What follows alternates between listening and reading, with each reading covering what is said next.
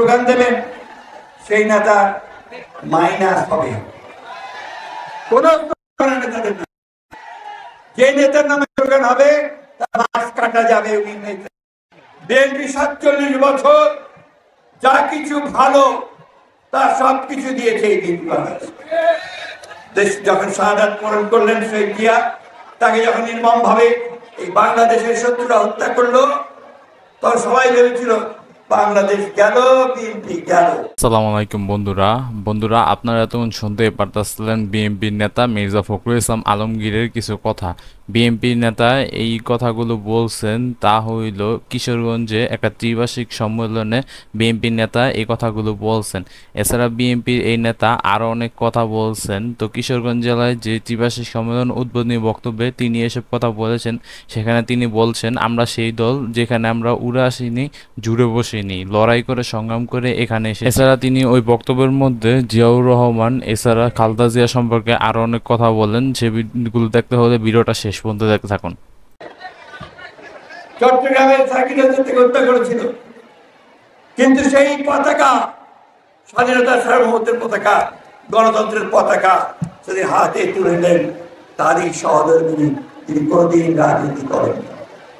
তিনি গৃহবধূ ছিলেন, তিনি পতাকা তুলে নিয়ে সারা বাংলাদেশে চারণ কবির মতো গান গাইতে শুরু করলেন, গণতন্ত্রের গান। বন্ধুরা এখন তো শুনতেই পারতেছিলেন বিএনপির এই নেতার মুখে খালেদা জিয়ার এছাড়া তারেক জিয়ার কথাগুলো আপনারা শুনতেই পারতেছিলেন। তো বন্ধুরা এছাড়া তিনি আরো বলেন, গত 47 বছরে যা ভালো হয়েছে তাই দিয়েছে বিএনপি। তো বন্ধুরা এই কথা বলেন মির্জা ফখরুল ইসলাম আলমগীর। তো বন্ধুরা এই কথার সাথে আপনারা কারা কারা একমত তারা অবশ্যই কমেন্ট বক্সে একমত বলে। এছাড়া বিএনপির নেতা বিএনপিকে নিয়ে অনেক কথাই বলেন। সেদিন যারা জন্ম হয়েছে তারাও বলে, 71 যাদের ভিন্ন অবস্থা ছিল তারাও বলে, তবে তাদের মনে রাখা দরকার এই দল হলো ফিনিক্স পাখির মতো। এই দলকে ভেঙে ফেলা ষড়যন্ত্র হয়েছে কিন্তু সফল হয়নি, বরং ষড়যন্ত্রকারীরাই পালিয়ে গেছে। তো বন্ধুরা বুঝতেই পারলেন বিএনপির নেতা কি বলতেছে। তো সামনে দেখতে পারবেন আরো অনেক কথাই। তো ভিডিওটা শেষ পর্যন্ত থাকুন।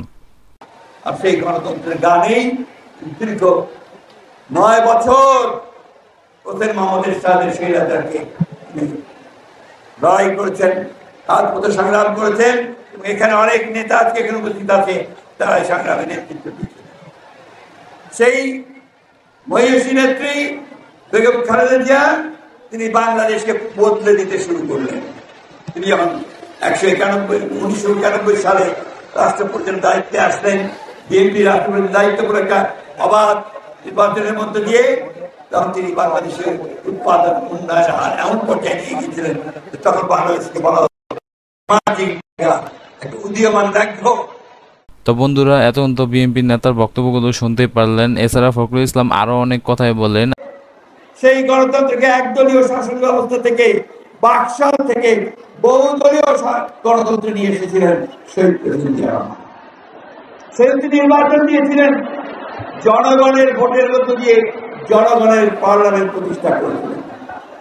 তিনি সেদিন এই মিডিয়া অর্থাৎ গণমাধ্যম তাদের স্বাধীনতা নিশ্চিত করেছিলেন।